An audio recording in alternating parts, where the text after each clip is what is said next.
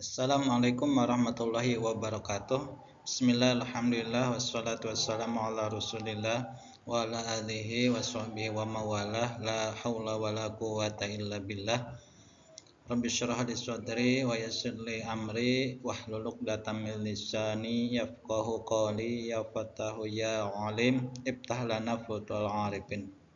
Oke, pada pertemuan ke-6 ini kita akan membahas terkait keterampilan mengelola kelas. Dengan saya Zainal Mutakin, kelas A12, NIM 22811305666. Keterampilan mengelola kelas merupakan kecakapan atau kemampuan yang harus dimiliki oleh seorang pendidik, yaitu mampu mengkoordinir kegiatan belajar mengajar yang optimal bagi siswa serta dapat mengkondisikan jika terjadi gangguan saat proses pembelajaran. Kurangnya pengalaman mengajar menyebabkan kurang terampilnya guru dalam mengelola kelas, sehingga membutuhkan perbaikan pada beberapa aspek, yaitu memberi teguran kepada siswa, memberi penguatan, dan mengatasi tingkah laku siswa yang menyebabkan masalah. Dengan demikian, keterampilan ini bertujuan untuk menciptakan kondisi belajar yang optimal sehingga tercapai tujuan pembelajaran. Tujuan mengelola kelas. Bagi siswa tentunya ada berbagai macam tujuan dalam pengelolaan kelas ini, yaitu mendorong siswa untuk bertanggung jawab terhadap tugas dan tingkah laku.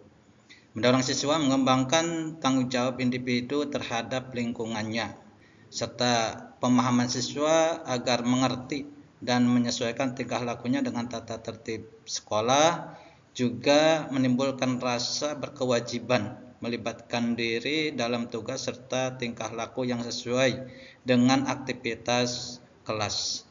Adapun tujuan mengelola kelas bagi guru tentunya yang pertama menjaga kelancaran dalam penyajian proses KBM. Yang kedua, merespon secara efektif terhadap tingkah laku siswa, mewujudkan situasi dan kondisi kelas baik sebagai lingkungan belajar maupun sebagai kelompok belajar yang memungkinkan siswa untuk mengembangkan kemampuan semaksimal mungkin, menghilangkan berbagai hambatan yang dapat menghalangi terwujudnya interaksi belajar mengajar, serta menyediakan dan mengatur fasilitas serta peralatan belajar yang mendukung dan memungkinkan siswa belajar sesuai dengan lingkungan sosial, emosional, dan intelektual siswa dalam kelas. Disitulah pentingnya pengelolaan kelas sehingga tujuan pembelajaran ini tercapai sesuai dengan apa yang ditetapkan dalam kompetensi dasar pembelajaran. Prinsip dalam mengelola kelas. Dalam melaksanakan komponen keterampilan pengelolaan kelas, perlu diperhatikan prinsip-prinsip dasar pengelolaan kelas sebagai berikut. Yang pertama, kehangatan dan keantusiasan. Kehangatan dan keantusiasan guru ini dapat memudahkan terciptanya iklim kelas yang menyenangkan sehingga dapat mewujudkan kegiatan belajar yang optimal. Guru yang bersikap hangat dan akrab ini menunjukkan antusiasnya dalam kegiatan pembelajaran, sehingga siswa akan lebih mudah melaksanakan komponen-komponen keterampilan pengelolaan kelas. Yang kedua, tantangan. Penggunaan kata-kata, tindakan, atau bahan-bahan yang menantang ini akan meningkatkan gairah siswa untuk belajar, sehingga mengurangi kemungkinan munculnya tingkah laku yang menyimpang. Selain itu juga perhatian dan minat siswa akan tetap terpelihara. Diusahakan saat guru memberi tantangan ini dengan cara memberikan soal yang mudah dan semua siswa bisa menjawab, sehingga motivasi untuk menjawab selanjutnya itu lebih meningkat lagi. Yang ketiga, bervariasi. Salah satu hal yang dapat dilakukan pendidik untuk meningkatkan hasil belajar siswa adalah ini dengan menciptakan kondisi belajar yang menarik dan menggunakan variasi yang bermacam-macam. Penggunaan variasi dalam media, gaya, dan interaksi belajar mengajar ini merupakan kunci pengelolaan kelas untuk menghindari kejenuhan serta pengulangan aktivitas yang menyebabkan menurunnya kegiatan belajar dan tingkah laku positif siswa. Jika terjadi banyak variasi, maka kejenuhan akan berkurang dan siswa akan cenderung meningkat keterlibatannya dalam tugas dan tidak akan menunggu temannya yang lain. Yang keempat, keluasan. Selama proses belajar mengajar, terdapat kemungkinan munculnya gangguan-gangguan dari siswa yang lain. Untuk mencegah gangguan tersebut, ini diperlukan keluasan tingkah laku seorang pendidik. Tujuannya agar dapat merubah strategi mengajarnya dengan memanipulasi berbagai macam komponen keterampilan mengajar yang lain. Yang kelima, penekanan pada hal-hal yang positif. Cara guru memelihara suasana yang positif ini diantaranya adalah dengan cara memberi penghargaan terhadap tingkah laku siswa yang positif dan menghindari celaan terhadap tingkah laku yang kurang wajar dan menyadari akan kemungkinan kesalahan yang dapat dibuatnya ini sehingga akan mengganggu kelancaran dan kecepatan belajar siswa yang lain. Salah satu tanggung jawab guru dalam mengajar adalah mengubah perspektif belajar berpusat pada guru menjadi berpusat pada siswa.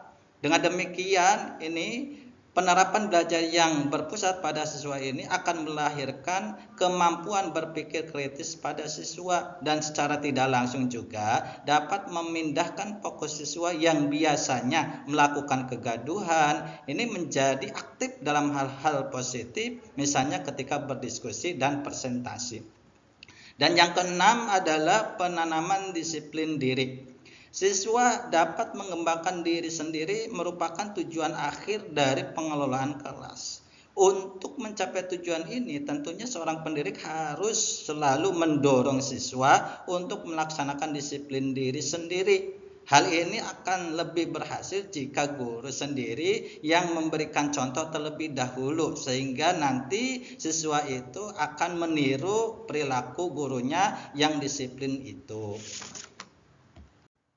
Hal-hal yang mengganggu iklim kegiatan belajar mengajar. Yang pertama, tidak adanya perhatian dari siswa. Ini bisa dimungkinkan karena seorang guru tersebut kurang perhatian dalam mengelola kelasnya, kurang hangat, keakrabannya tidak terbangun, sehingga dari siswanya itu sendiri acuh tak acuh terhadap guru tersebut. Yang kedua, perilaku mengganggu.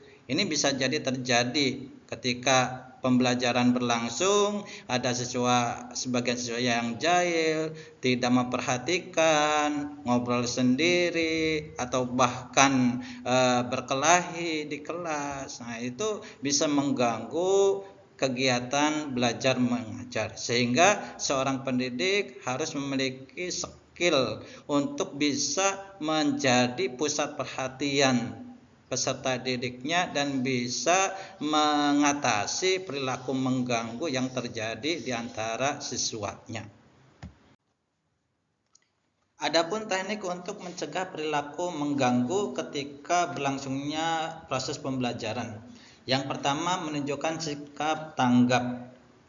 Keterampilan ini menggambarkan perilaku seorang pendidik yang telah memperhatikan siswanya sehingga siswa merasa bahwa guru hadir bersama mereka. Sehingga ketika terjadi gangguan yang dilakukan oleh sebagian siswa, ini perlu ada proses sikap tanggap sehingga siswa yang melakukan kegaduhan di dalam kelas, ini seorang pendidik perlu ada respon, memandang siswa yang bersangkutan secara seksama, kemudian siswa tersebut didekati dan memberikan reaksi terhadap gangguan yang dilakukannya, sehingga proses belajar mengajar itu akan terkendali seperti biasanya kembali. Kemudian yang kedua, membagi perhatian. Artinya seorang pendidik itu perlu memberikan perhatian secara rata dan adil kepada semua siswanya, sehingga tidak ada satupun siswa yang merasa dianaktirikan. Adapun perhatian itu bisa berupa visual ataupun verbal. Teknik untuk mencegah perilaku mengganggu selanjutnya yang ketiga yaitu memusatkan perhatian kelompok. Peserta didik ketika terjadi kegaduhan dalam proses pembelajaran berlangsung, ini tentunya seorang guru harus memusatkan perhatian kelompok, artinya membagi menjadi beberapa kelompok dan memberikan tugas, sehingga peserta didik semuanya disibukkan dengan tugas kelompoknya masing-masing.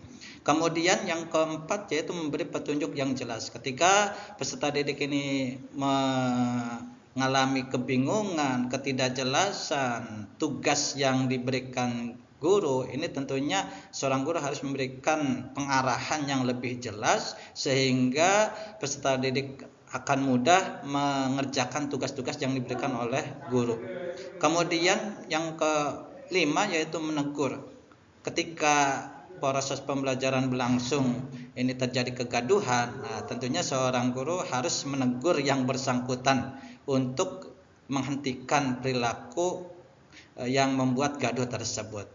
Dan yang keenam yaitu memberi penguatan, tentunya penguatan positif. Dorongan supaya para siswa itu lebih semangat, lebih fokus, lebih perhatian lagi dalam pembelajaran tersebut.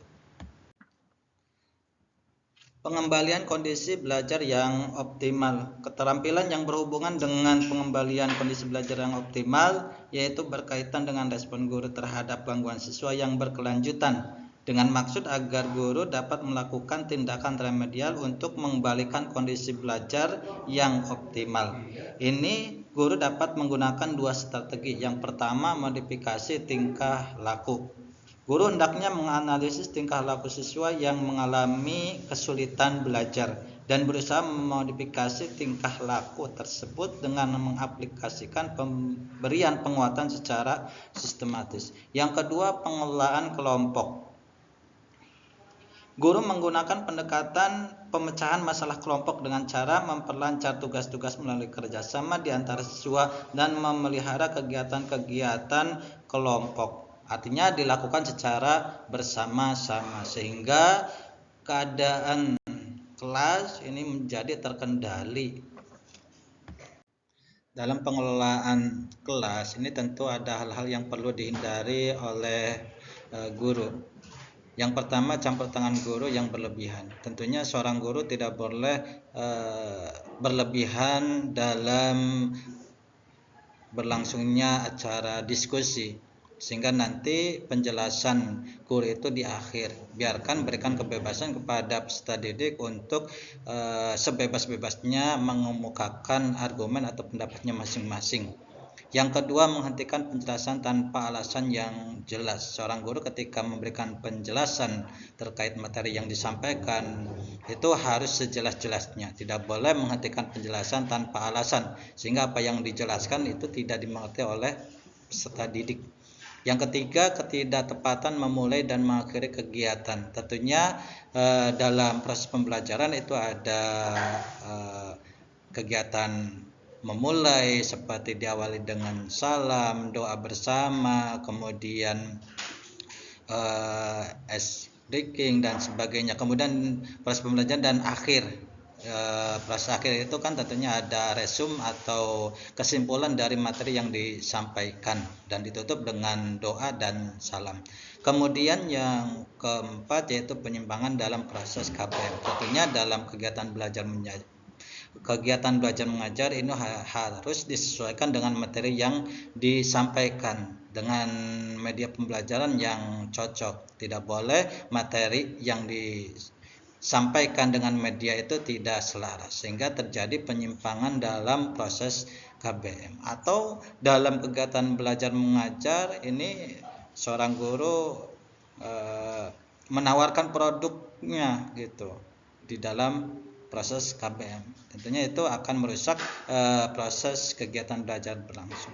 Kemudian yang terakhir, pembicaraan guru yang bertele-tele. Tentunya seorang guru ketika memberikan penjelasan itu yang dengan bahasa yang singkat, jelas, padat, yang mudah dipahami oleh siswanya. Tidak boleh memberikan penjelasan yang bertele-tele, muter-muter sehingga apa yang disampaikan intinya tidak dipahami gitu. Sehingga akhirnya peserta didik itu tidak semangat dalam belajar. Nah, itu ada beberapa poin hal yang harus hindari dalam pengelolaan kelas, sehingga menjadikan suasana belajar itu kondusif dan tercapainya tujuan pembelajaran tergantung dari pengelolaan kelas tersebut. Tentunya ini tuntutan bagi seorang guru untuk memiliki keterampilan dalam mengelola kelas. Oke, demikian materi yang bisa disampaikan. Mudah-mudahan ada manfaatnya terkait keterampilan pengelolaan kelas, sehingga kita bisa menciptakan kondisi belajar yang optimal sehingga tercapai tujuan pembelajaran. Mohon maaf atas segala kekurangan. Terima kasih atas segala perhatian. Wassalamualaikum warahmatullahi wabarakatuh.